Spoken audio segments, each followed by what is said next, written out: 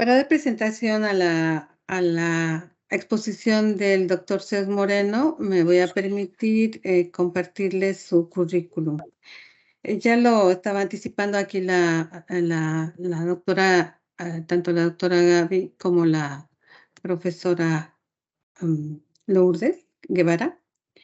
Y el maestro eh, José Luis Zeus Moreno Muñoz es un maestro que pues tiene toda una trayectoria en nuestra facultad.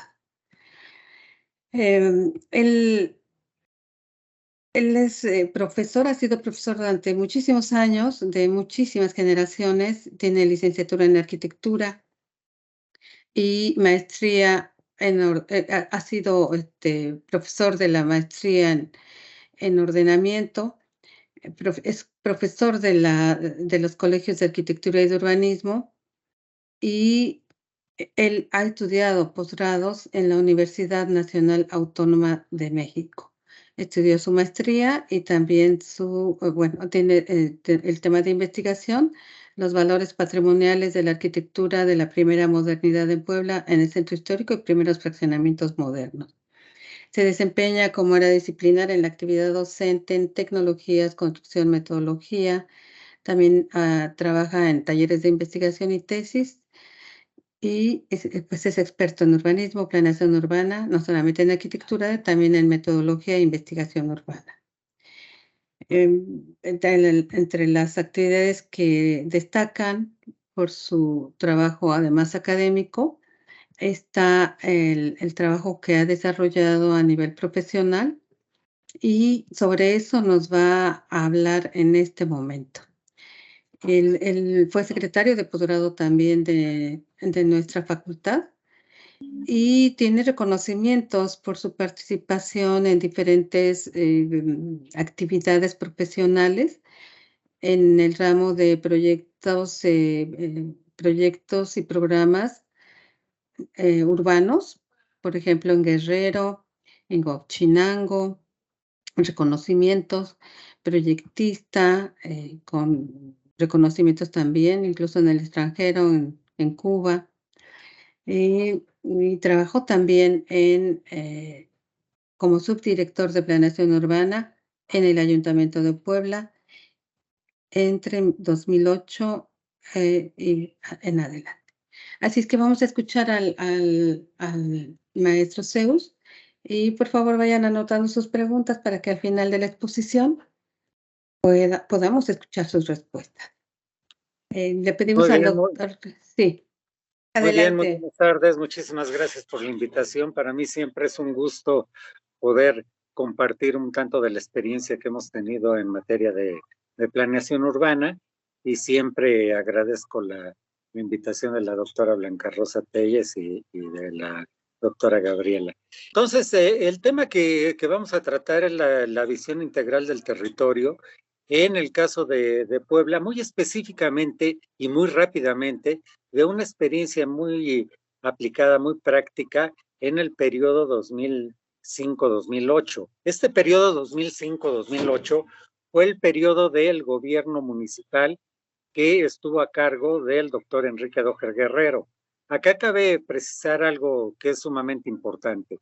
Lo primero es que se pasa de la universidad al gobierno municipal y por lo tanto se lleva una visión desde el propio presidente municipal de alto contenido académico. Es decir, teníamos todos, empezando por el propio presidente municipal, formación y experiencia universitaria. El equipo que se forma en ayuntamiento y sobre todo en el área que en ese entonces y actualmente se llama desarrollo urbano, fue cambiado en nuestro periodo por el de planeación urbana. Es decir, hicimos una transformación de la estructura de la dependencia, dando prioridad a la planeación urbana porque consideramos que se tenían serias carencias, como lo vamos a ver un tanto en esta presentación, en el área y que se hablaba del desarrollo urbano simplemente con el criterio de administración del territorio y se dejaba muy de lado el enfoque de la planeación. Pero más allá de esto, ¿qué es lo que nos importa? la visión que se tenía sobre el territorio era limitada. Una visión limitada que solo había abordado, en el mejor de los casos, al centro de población y no al municipio.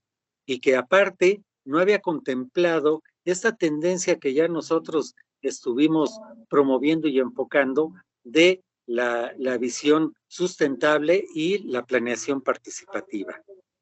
Bueno, lo que hicimos fue plantear la actualización del propio programa de desarrollo urbano.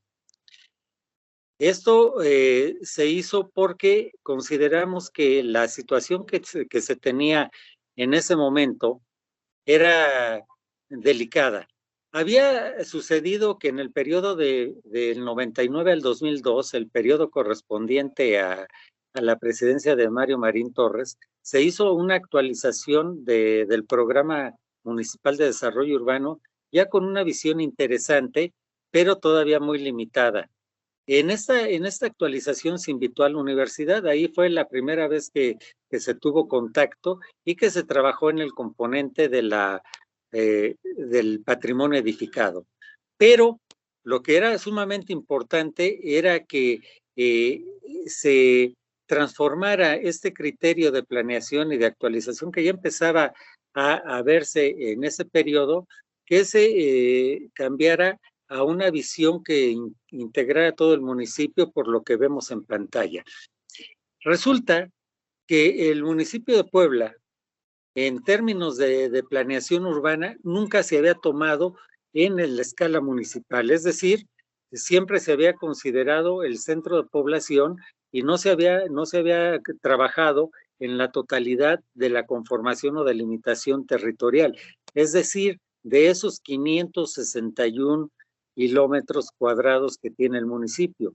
Solo se había trabajado en la parte consolidada de 223 kilómetros cuadrados. Esto significa que no había un criterio sólido más que el dejarlo como áreas de reserva, lo cual desde luego no era claro, ni se hablaba de qué tipo de reserva ni de qué mecanismo de reserva, y solo se manejaba el criterio del centro de población.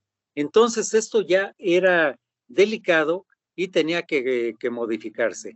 ¿Qué datos son importantes? Datos del propio crecimiento de 1950 a 2005, que crece 10 veces la superficie de la propia ciudad. ¿Qué significa esto? Significa un crecimiento altamente acelerado, 10 veces la superficie, como sucedió prácticamente en las grandes ciudades latinoamericanas que empezaron a crecer expansivamente, horizontalmente, desordenadamente y a generar una gran cantidad de territorio irregular, no solo de las colonias y asentamientos irregulares, sino también de ciertos desarrollos formales que no concluyeron sus procesos de carácter de gestión y de cumplimiento de la normativa.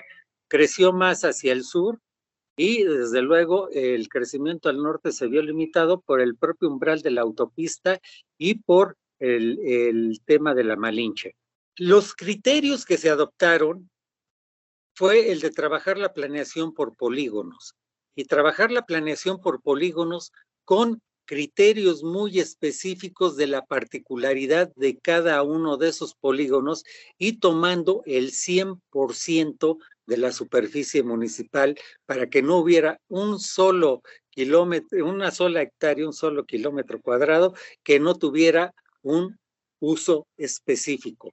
Y se manejaron estos polígonos que hoy estamos viendo, que en este momento estamos viendo en pantalla, de las siguientes características. Al norte, la preservación ecológica con proyectos especiales Malinche. ¿Esto qué objetivo tuvo? El incorporar al propio desarrollo urbano municipal un recurso natural que se estaba depredando y se sigue depredando de manera muy importante al ser considerada un área natural protegida, pero al no tener una visión clara de incorporación a la estructura municipal y a la gestión municipal. Entonces, el objetivo de acá, de este polígono, fue generar posibilidades de uso de uso de suelo con prioridad en la preservación del recurso natural y de los mantos acuíferos, pero generando también la posibilidad de proyectos especiales para uso recreativo, de esparcimiento, de turismo digamos, de corte ecológico y sobre todo para fomentar la posibilidad de desarrollo de la Junta Auxiliar de Canoa y de la Resurrección, sumamente importante. Un siguiente polígono, o sea, al sur de este polígono, pero al norte de la autopista, constituye la urbanización de densidad controlada de una zona muy particular que es la que se encuentra en zonas en el sentido norte-sur de Barrancas y en el sentido oriente-poniente de conducciones de redes de Pemex, de redes de áreas de torres de alta tensión, y que en esa zona se generan o se han generado una gran cantidad de colonias, alrededor de 60 colonias, de las cuales hay incluso algunas de carácter regular, pero que tienen una característica de peligro, vulnerabilidad y riesgo que se tiene que atender, y por lo tanto la densidad tiene que ser controlada. Un tercer polígono del centro histórico, de la zona patrimonial, de la zona de monumentos. Este polígono es el que corresponde a la zona de la declaratoria, a los 6.9 kilómetros cuadrados de patrimonio cultural de la humanidad.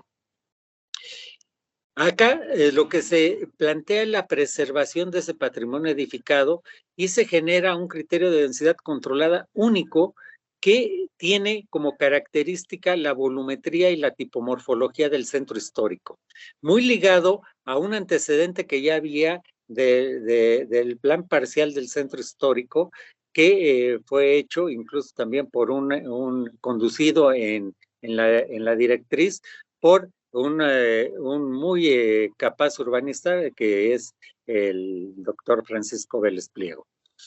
Y nos sirvió de base para poder considerar estos criterios tipomorfológicos y tratar de plantear que se puede recuperar a partir de la volumetría densificando controladamente y aprovechar algo que ya se ha venido haciendo para la vivienda que es necesaria para el repoblamiento de este centro histórico. El polígono más grande, el cuarto polígono, corresponde a la urbanización de la ciudad, digamos, del siglo XX, de la ciudad que es la expansión directa del centro histórico y de los barrios antiguos, que está constituida por los fraccionamientos, digamos, los primeros fraccionamientos de la modernidad y los fraccionamientos modernos funcionalistas, es decir, lo que se empieza a dar entre los años 30 y los años 80, 90. El siguiente polígono que consideramos es el de la preservación del patrimonio natural de la zona de La Calera. Acá se incorporan criterios que antes no había, como es el tema de la visión de las zonas irreductibles de riqueza biótica. ¿Qué es esto? Que se podían hacer los desarrollos siempre y cuando se considerara intocable las masas boscosas de la zona. También tuvimos un polígono de regularización. Acá teníamos, y como hay en muchas zonas de Puebla, colonias irregulares, 11 colonias irregulares que no habían concluido su proceso de regularización y que en el periodo anterior se habían complicado muchísimo por un mal enfoque en cuanto a cómo regularizar. Y bueno, finalmente el polígono del sur, que es el de proyectos especiales Valsequillo, casualmente hoy el más polémico porque está modificada esa visión en la actualización con la inclusión de dos áreas de reserva estatal. Una es la del Tenso, que es la que en este caso está marcada prácticamente con tonos verdes, y la de el humedal de Valsequillo, que está declarado con un criterio que realmente es muy infundado. Se considera un parque estatal humedal de Valsequillo en una zona de una superficie tal que no tiene nada que ver con el cuerpo de agua, que lo rebasa por mucho y que limita una posibilidad de control y de desarrollo ordenado de la zona, generando como se puede observar en cualquier visita que se haga, la proliferación de asentamientos irregulares. El punto de partida, y esto interesa mucho, ¿cuál fue el criterio? Y esto es lo que sustenta la visión integral del territorio. ¿Cuál fue el criterio que se manejó y cómo se manejó? Bueno, lo primero es entender el territorio como patrimonio, como el máximo patrimonio del que disponemos, pero entenderlo como la acumulación cualitativa y también cuantitativa del medio físico natural, del medio físico construido, de la cultura, la sociedad, la historia, incluyendo las tradiciones. Y considerar que bajo esta óptica el territorio tiene que verse no por instrumentos separados, como en su caso era el asunto del atlas de riesgo, el asunto del ordenamiento ecológico y el asunto del programa territorial, sino entender que es un solo territorio y que ahí se están generando todos esos problemas socioterritoriales en los que nos vemos involucrados. Eso es lo que constituye esta visión integral y está considerada una visión que seguramente algunos de ustedes conocen o han tenido referencia, que impulsó mucho el doctor Rafael López Rangel de los procesos de multideterminación del territorio. Es decir, una visión sistémica territorial en donde hay toda una interdefinibilidad de procesos entre lo territorial y lo social. Y los 4 problemas graves que se abordaron y que se intentaron y se plantearon superar y se logró superar en cierta medida, porque finalmente todo proceso territorial tiene sus situaciones de variación, de variabilidad y de alcances que en algunas ocasiones quedan limitados, era los que vemos en pantalla. Por un lado, el asunto de solo verlo como centro de población. El segundo, el de la traza vial que se rompía a partir de la ruptura propia de la traza colonial y de estos procesos de expansión, digamos, horizontal de la ciudad. Pero los 2 problemas más graves en realidad y que siguen siendo elementos que hay que atacar es el de la cuestión de la conformación ejidal y la cuestión de las juntas auxiliares. Si ustedes recuerdan o tienen la información, Puebla anexó territorio a partir de 1962 para generar un municipio más sólido, más fuerte, capaz de soportar y de tener las características de calidad del propio proceso de industrialización, en donde la llegada de ILSA, de empresa de acero, y de Volkswagen, empresa automotriz, iban a detonar la actividad económica y se requería mayor territorio. Y por eso se genera el problema de la anexión territorial y la conversión a juntas auxiliares, que al final de cuentas constituyen la mayoría del territorio. El municipio rondaba alrededor de 100 kilómetros cuadrados y los 430 siguientes son de territorio de juntas auxiliares, con lo que eso implica incluso un problema de gestión y de administración serio. Entonces, estas juntas auxiliares, como las podemos ver, constituyen una gran cantidad de territorio y junto con los ejidos son el reto de gestión y planeación territorial más fuerte que tiene el municipio de Puebla.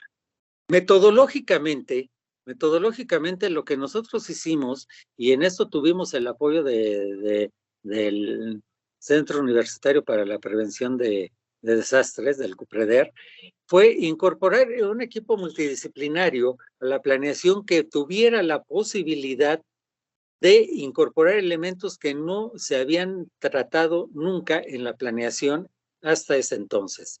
El tema básicamente de los elementos naturales, incluyendo criterios hidrológicos, criterios geológicos, de vegetación, pero a niveles incluso de determinar, por ejemplo, si íbamos a promover la verticalización o la redensificación en diversas zonas de la ciudad, entender que en los estudios de impacto urbano territorial se tenían que considerar o se tienen que considerar aspectos como microsismicidades, deslizamientos, etcétera, pero también todo el proceso de vinculación con lo construido por el propio ser humano, que es precisamente el asunto de las redes, del asunto de los asentamientos en zonas vulnerables, etcétera.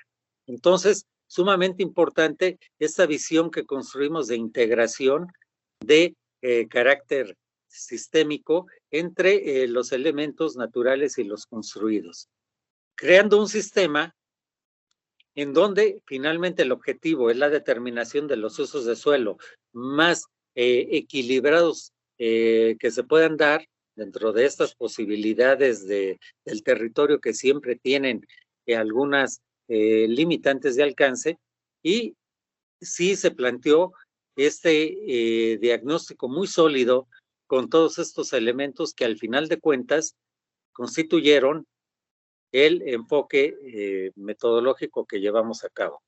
Y luego algo de lo que ya ustedes conocen mucho y que lo hemos tratado, o se ha tratado en la facultad infinidad de veces, la visión de por qué el programa sustentable. Y seguimos usando el término de sustentable porque definitivamente el tema de la sustentabilidad nace en la facultad y así se acuña. Bueno, no nace en la facultad, sino en Puebla, sale de la facultad desde 1999 y empieza a incrustarse con claridad o con carácter definitivo en la planeación, con esta visión de perdurabilidad ambiental, inclusión social y viabilidad económica, y todos los componentes que se generan alrededor. Les ejemplifico entonces cuál es el resultado. Por ejemplo, en este polígono, que es el que hablábamos de la preservación de la zona boscosa, se maneja el criterio de ciudad-bosque con la idea fundamental de que esas zonas arbóreas se mantengan. Recuerden ustedes que la zona de la Calera generaba una gran cantidad de conflicto y todavía lo genera por la pérdida de la riqueza endémica de los encinos y de las especies boscosas del lugar. Como en todo, se establece tabla de compatibilidad y se genera la idea de que ahí se promueva la ciudad-bosque. Y así se trabaja el análisis igual en la zona de la ciudad-bosque hacia el sur con el tema de Valsequillo, con la idea de recuperar Valsequillo. Y cada polígono tiene la idea central de que después, y eso ya no sucedió, de que después se generara el programa parcial de cada uno de esos polígonos, así como sí se generó el del centro histórico y sí se generó el de las colonias irregulares, pero todos los demás polígonos ya no tuvieron la posibilidad de generar estos enfoques. Acá está el ejemplo de la ciudad montaña, de lo que es el polígono de la zona de la Malinche, donde la riqueza o la importancia de la masa arbórea es fundamental para la calidad del aire y para la recuperación de los mantos freáticos, así como los escurrimientos naturales. Se manejó lo mismo en todos los polígonos y al final de cuentas, y con esto terminamos, dado que quedamos que la presentación iba a tener la participación de ustedes en cuanto a las diversas dudas, en generar una mejora progresiva de la calidad de vida y generar espacios que recuperaran su carácter, como el caso del bosque de Manzanilla, donde hay en la zona de Nochebuena una zona arqueológica perdida, con muchísimos conflictos, pero de alta riqueza, que se plantea la recuperación o se planteó la recuperación como un parque con vocación de educación arqueológica. Asimismo sucede lo de Chapulco, lo de la zona de la Calera, lo de el propio cuerpo de agua de Valsequillo, y se plantea la incorporación de esos criterios de visión sustentable para que se transforme progresivamente la calidad de vida en la ciudad de Puebla y en el municipio. Desde luego, déjenme decirles que desde ese entonces no se perdió de vista, desde la visión original, el tema de que Puebla ya correspondía a un proceso de conurbación y de metropolización. Y se consideró como parte de esta visión de planeación, pero siempre y cuando, o más bien siempre respetando el tema de la atribución legal, que por cierto sigue siendo un conflicto. Uno en planeación solo puede hacer en carácter legal lo que corresponde al municipio de acuerdo con la disposición constitucional de la administración del territorio. Terminamos con el calendograma. Al final de cuentas se inició en agosto de 2015 y se terminó todo el proceso en 2007, en junio de 2007. El 7 de junio de 2007 se publicó y a partir de entonces hasta el 2016 tuvo vigencia y a partir de 2016 se actualizó ya con base en lo mismo, pero con esta inclusión de esos dos polígonos de áreas estatales protegidas que tienen muchas cosas todavía que resolverse. Y con esto terminaría para dejarles las preguntas y agradecer mucho su atención. Muchas gracias, maestro Zeus, y gracias por lo interesante del contenido de su conferencia. Entonces abrimos la ronda de preguntas y la maestra Gaby nos va a ir diciendo quiénes desean preguntar, hacer alguna. Sí, por favor, sí, claro, le damos un aplauso al doctor, le agradecemos. También va a tener una constancia de participación, no sé si en este momento o más tarde, pero sí a cada uno de nuestros ponentes y asistentes les vamos a dar, gracias por sus aplausos, una constancia de participación. Bueno, ya tenemos aquí algunos compañeros que están levantando la manita. Le vamos a dar la palabra a Francisco Hernández. Por favor, si gustas preguntar. Hola, buenas noches. Primero, felicitar al doctor. Me parece una muy buena participación y me despierta muchas dudas y muchas ganas de poder utilizar esto como referencia para diferentes proyectos nuevos y más en la zona de lo que es el sur de la ciudad, del municipio. Y mi pregunta va por ahí para poder utilizar toda esta propuesta. A partir de esta propuesta de los polígonos, podríamos establecer una limitante o alguna norma o algún candado para los nuevos asentamientos en las zonas de protección del ambiente. Esto buscando cuál sería el siguiente paso para limitar estos asentamientos, ya que está creciendo hacia esa zona tremendamente la ciudad. O sea, estamos viendo edificios ya de 5, 6 pisos, 10 pisos, donde la población va a dispararse, toda la zona de Chautla, Santo Tomás Chautla que sigue, San Pedro Sacachimalpa, toda esa zona de África Msafari. Entonces, ¿cómo podríamos limitar o cómo podríamos utilizar estos ejemplos de los polígonos para que estas normativas lleguen a la población en general? O sea, que se limite el tipo de construcción o a lo mejor el tipo de redes que vamos a implementar ahí, utilizando como ejemplo los nuevos asentamientos que están generándose en Yucatán, ¿no? Que les prohíben, por ejemplo, tener redes de drenaje externos. O sea, les están poniendo normativas como fosas sépticas o como biodigestores para poder limitar todo este impacto ambiental que tienen en estas zonas, ¿no? Y como usted propone los polígonos naturales, pues ¿qué seguiría? ¿Cuál sería nuestro siguiente paso como urbanistas o como pues prácticamente protectores de la ciudad en esas zonas? Muchas gracias. En esas y en cualquier zona, en esas y en cualquiera, el siguiente paso es el programa parcial de desarrollo del polígono. ¿Esto qué significa? Que se llega al nivel de mayor detalle y de mayor profundidad en el manejo de los usos y de los propios destinos de suelo, así como de las posibilidades de los coeficientes de ocupación y de utilización de suelo y de absorción, y de las disposiciones para las aplicaciones de tecnologías que generen sustentabilidad. Esa es la visión, pero para que la gente lo sepa, nosotros desde aquel entonces y en la propia planeación que hicimos, promovimos participación por grupos representativos, no por consejos ciudadanos, sino por grupos representativos del territorio, bajo la premisa de que se planea con y para la gente y no por encima de la gente. El paso siguiente para hacer todo lo que acabas de plantear, lo que se incluye, es que haya, junto con los programas parciales, los talleres de participación para generar precisamente urbanismo participativo y que la gente se involucre con su territorio y haga cosas que le permitan resolver y vivir mejor, pero que sean perdurables, es decir, que no tengan la condición de depredación.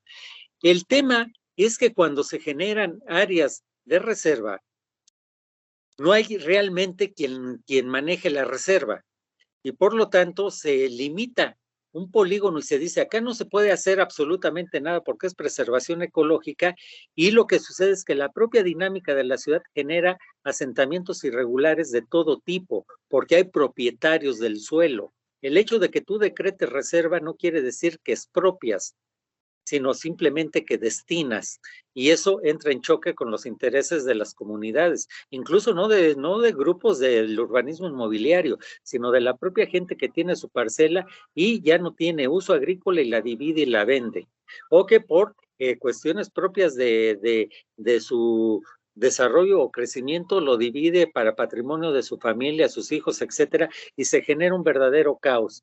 Eso hay que evitarlo interviniendo precisamente con algo que vaya más allá de decretar reservas, de centrarle al problema con la realidad concreta y trabajar en esas comunidades, generar que la gente se involucre y que incluso los interesados en desarrollar, es decir, inversionistas del desarrollo, también lo vean con la óptica de esta participación y esta visión de perdurabilidad ambiental, inclusión social y viabilidad económica. Es decir, sí hacer negocio, pero no a costa de la gente ni a costa del medio ambiente. Y así relacionarlo de esta manera, ¿ok? Entonces la idea es hacer los programas parciales que detallan y los talleres de participación ciudadana. Muchas gracias, maestro. Bueno, vamos a dar paso a María Zavala Redondo, que también tiene aquí la manita levantada. Adelante. Gracias, maestra. Buenas tardes, noches a todos. Muchas gracias por su presentación, doctor Luis. Y mi pregunta es la siguiente. ¿Cómo se puede mejorar hoy en día el problema de gestión en cuanto a la conformación de ejidos y juntas auxiliares? Sí, el tema de los ejidos ya lo habíamos comentado como algo muy complicado y sumamente importante de tratar. Desde el periodo que nos ocupó, el tema de la regularización de la tenencia de la tierra ha estado ya vigente. Es decir, como todos ustedes saben, las ciudades van creciendo y van ocupando territorios que antes tenían un uso agrícola o rural o simplemente que eran campo. Pero el tema no es qué eran, sino cómo estaba su régimen de propiedad. Ustedes saben que el ejido en su origen surge como una reivindicación social de un territorio que se garantiza que no puede ser transmitido en propiedad, sino que es para el usufructo permanente y vitalicio de los ejidatarios. Entonces se empieza a generar un conflicto porque hay realidades sociales fuertes, es decir, los ejidos se están urbanizando. Surge entonces una visión de política nacional de la Comisión para la Regulación de la Tenencia de la Tierra, el CORET, y surge después a nivel nacional la idea de que se haga por el registro agrario nacional, incluya todo tipo de ejido, porque hay una reforma constitucional para incorporar el ejido a un régimen de propiedad plena, es decir, convertirlo en propiedad privada, dado que la función original se modificó. Puede ser polémico, pero es el camino que se está siguiendo y el ejido tiene que pasar por un proceso de transformación para regularizar, y esto se hace a partir de la acreditación de los ejidatarios y de un proceso legal que al final el resultado es generar escrituras, títulos de propiedad, y por lo tanto ya con eso se puede proceder a procesos de regularización urbana también y a regular el propio crecimiento.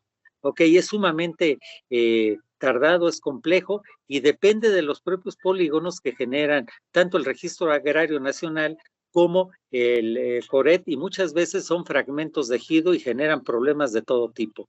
Para la materia urbana, cuando a nosotros nos pasa eso, es como tener dentro del territorio a una colonia equivalente a cuando nace una persona y sabemos que ahí está, pero no está registrada ni tiene acta de nacimiento y es sumamente complicado porque no se puede atender como a alguien que está en características de regularidad. El suelo urbano tiene que ser de propiedad privada y de espacio público, es decir, propiedad privada y propiedad de la ciudad. Son los únicos regímenes que se pueden aplicar. La cuestión ejidal tiene que tratarse para incorporarse plenamente a la propiedad privada y al desarrollo urbano. Ese es el camino que se está siguiendo y no es una propuesta, es una realidad. Es lo que marca la ley. Muchas gracias. Muchas gracias. Tenemos también la pregunta de Alma Rodríguez, perdón. Adelante, Alma. Hola, muy buenas tardes a todos. Bueno, en lo personal, ¿usted cómo ve la transformación territorial del municipio de Puebla en las zonas más conglomeradas que se podrían manejar como Angelópolis y Volkswagen a comparación de hace 10 años? O sea, hace 10 años y actualmente. El tema es complicado, pero tiene una línea conceptual simple. Las ciudades tienen que ser compactas y tienen que tender a la verticalización y a la liberación de espacios públicos, es decir, aprovechar mejor el territorio. ¿Qué pasa en realidad? Pasa que en Puebla se empieza ya a manejar, y sobre todo en el municipio de San Andrés Cholula, se empieza a manejar un criterio de verticalización con el interés inmobiliario básicamente, no con esta visión completa de generar ciudad vertical y ciudad sustentable. Entonces sí, se empieza a generar una zona de verticalización, pero no equilibrada para recuperar condiciones de calidad de vida y de mejora a todo el municipio, como proyectos puntuales que generen mejora a la zona metropolitana de Puebla. Ahí hay que entender que hay un problema interesante y delicado. El programa municipal de San Andrés no corresponde al de Puebla, y el de Puebla al de San Andrés, y el de San Andrés al de San Pedro, y el de San Pedro tampoco al de Coronango o Cuautlancingo. Entonces, ¿qué es lo que se ha planteado? Que para balancear este desbalanceo fuerte de 10 años a la fecha, se requiere tener un Instituto Metropolitano de Planeación y Acuerdos Metropolitanos para regular la densidad, pero sí para avanzar a generar zonas más equilibradas, de menos especulación inmobiliaria y de mayor beneficio sustentable. Efectivamente, mi opinión es que está siendo sesgado y desequilibrado este desarrollo. Muchas gracias, maestro. Vamos a continuar con la pregunta de Sergio Barrios, por favor. Gracias, buenas noches. Maestro, la pregunta está relacionada precisamente con lo que hablaba acerca de la zona de La Calera, que precisamente incluso con el nuevo programa, bueno, con la actualización, se están dando permisos para construir desarrollos o fraccionamientos como el de Bosques de Chapultepec.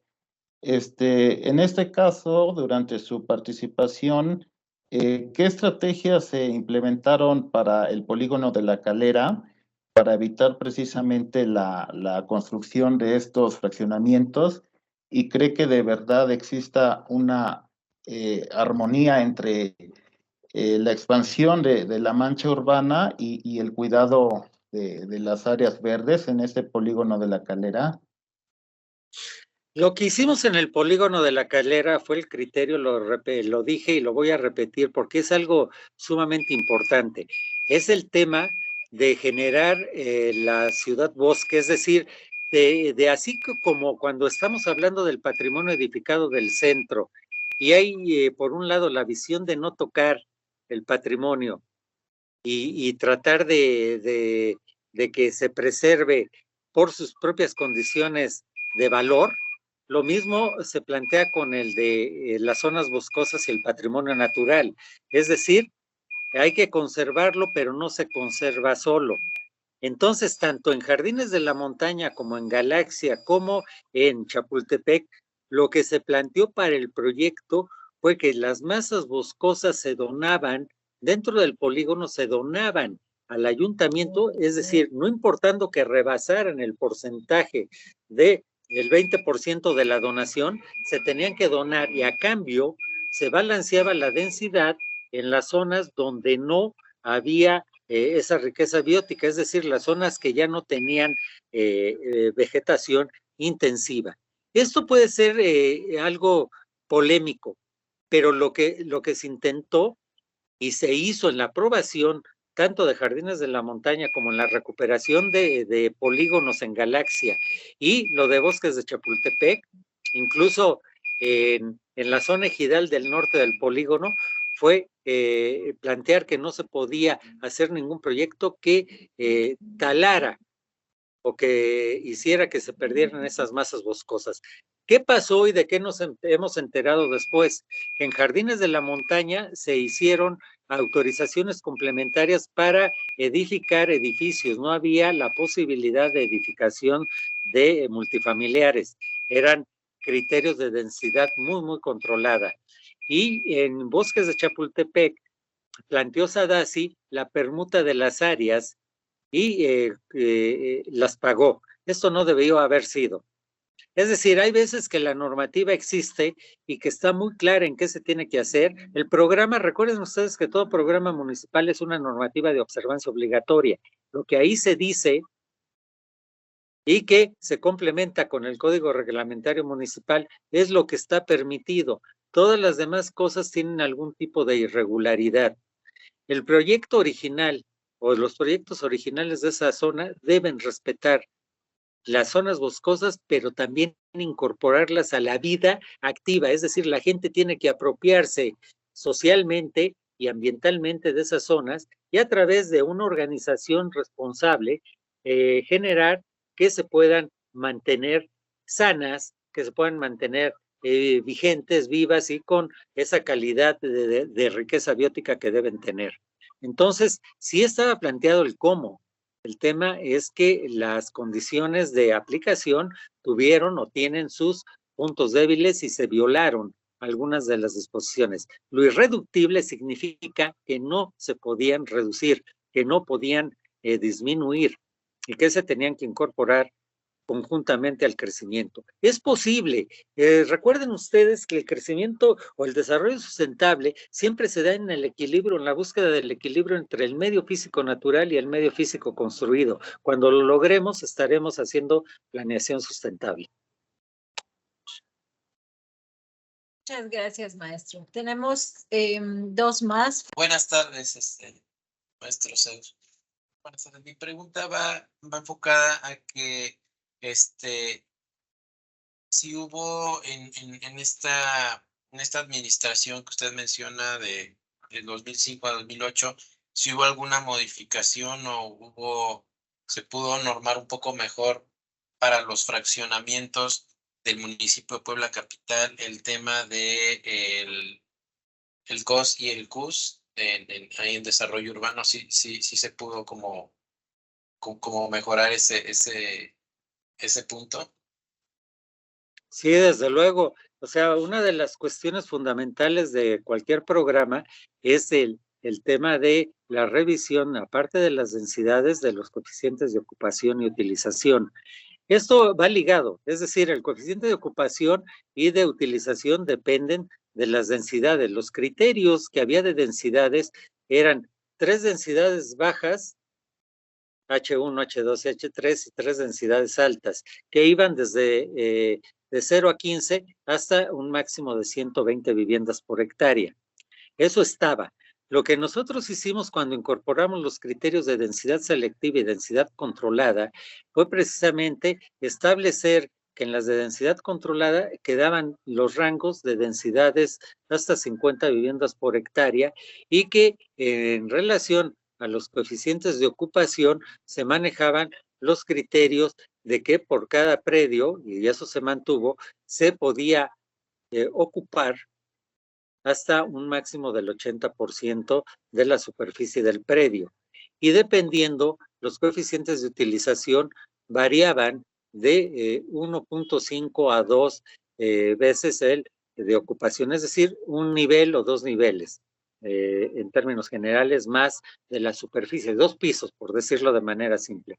Nosotros incorporamos en la densidad selectiva, en la alta, el criterio de ocupaciones de hasta 6 veces el coeficiente de ocupación, es decir, empezamos a promover la verticalización, pero incluso incluimos un nuevo criterio que es el de densidad vertical, hasta 180 viviendas por hectárea, lo que significaba en coeficiente de ocupación solo utilizar en predios de 1000 metros cuadrados el 40% para liberar el 60% en áreas verdes y tener la posibilidad de verticalizar siempre y cuando las condiciones de suelo y los estudios, más allá de la mecánica, sino también de impacto urbano territorial para el agua, la movilidad, etcétera, lo permitieran. Sí se utilizaron, pero el tema es que el coeficiente de utilización y ocupación en los fraccionamientos a los que nos ocupan empezaron a tener una variante y tienen hoy una variante de mezcla de usos. Y cuando se mezcla el uso, el coeficiente de ocupación y de utilización queda limitado porque son solamente para uso habitacional. Entonces, cuando empiezas a hacer usos mixtos, cambia. Y cuando las casas de esos fraccionamientos empiezan a tener una vocación de terciarización para oficinas, comercios, etcétera, o plazas comerciales, el criterio quedó y sigue quedando en un cierto vacío. ¿Sí me explico? Para la vivienda sí, pero no se utiliza, y cuando se aplica que se utiliza en usos mixtos, es una, digamos, imprecisión de ocupación y utilización. Y por eso nos encontramos que en muchos casos el 100% de un predio está ocupado. Y eso obviamente genera problemas de equilibrio urbano. Adelante. Y después Muchas Rosa. gracias, doctor. Muchas gracias, doctor Zeus. Bienvenido. Muchas gracias por asistir a este ciclo de conferencias. Mi pregunta es la siguiente. Con respecto a lo que mencionaba sobre lo de las juntas auxiliares, en el 68 se agregaron al municipio principal, que es de la cabecera de Puebla. Bueno, me llegó a la mente una noticia que recuerdo que creo que hace un año, hace 2 años, intentaban absorber las juntas auxiliares aledañas al municipio, lo que es La Libertad, Romero Vargas, San Baltasar Campeche. ¿Hay algún beneficio con este probable movimiento? Si hay un beneficio político o podría modificar la planeación, un ordenamiento mejor, una mejor gestión para este territorio? Ha habido una polémica desde la época en que hicimos este proyecto e incluso en las consultas públicas sobre el tema de convertir, que es la manera más concreta de decirlo, de convertir las juntas auxiliares y las cabeceras de las juntas auxiliares en un criterio de centros delegacionales y cambiar el criterio, es decir, dejar de que hubiera la existencia de las juntas auxiliares. Pero el problema geopolítico y social era tan grande y es tan grande porque hay usos, tradiciones, costumbres y arraigos que generaban mucha resistencia y mucho conflicto. Entonces, lo que se plantea es el perfeccionamiento del modelo.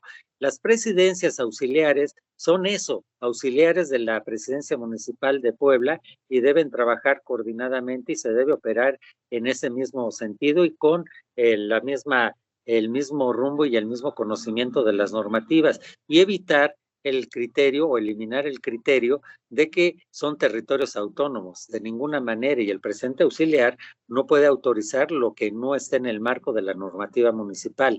Entonces sí hubo la intención, no solo el año pasado, ha habido la intención de que estos territorios se incorporen ya directamente a una estructura municipal nueva y que se pudiera dividir un territorio tan grande en una estructura de subcentros de apoyo, de integración de servicios en esos lugares.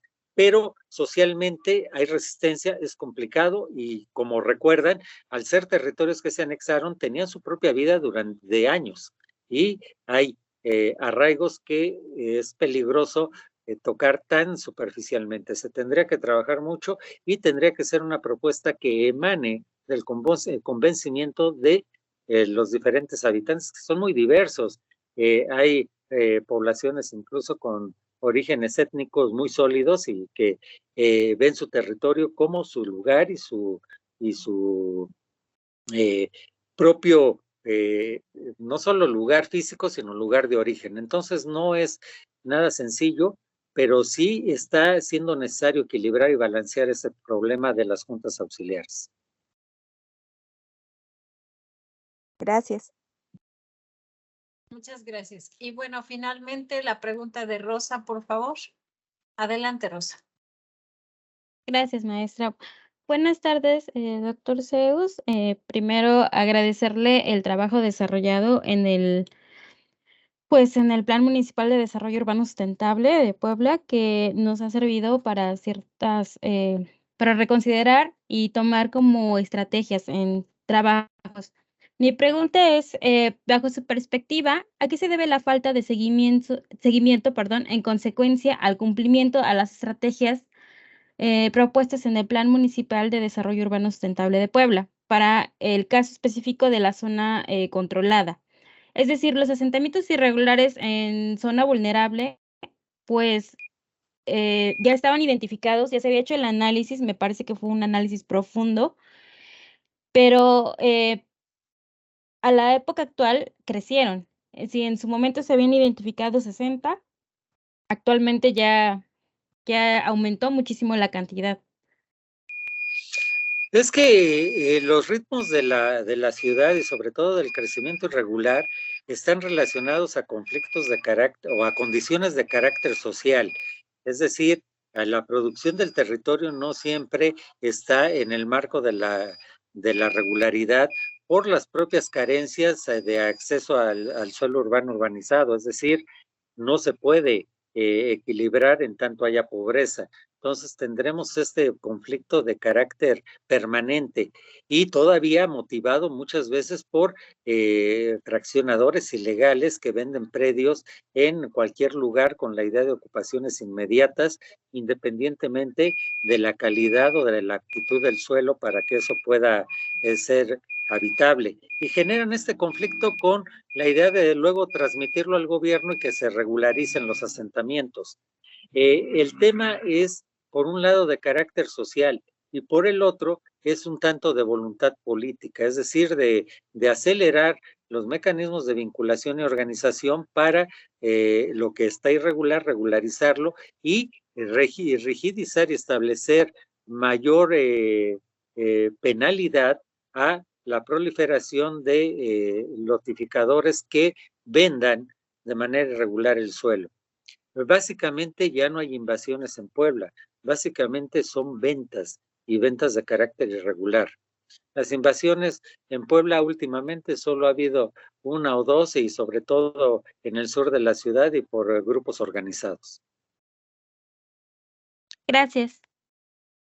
Bueno, pues agradecemos al maestro Zeus. Realmente es una actualización, no solamente hablar de lo que pasó en ese periodo, sino de lo que está pasando ahora. Y eso es valiosísimo para todos.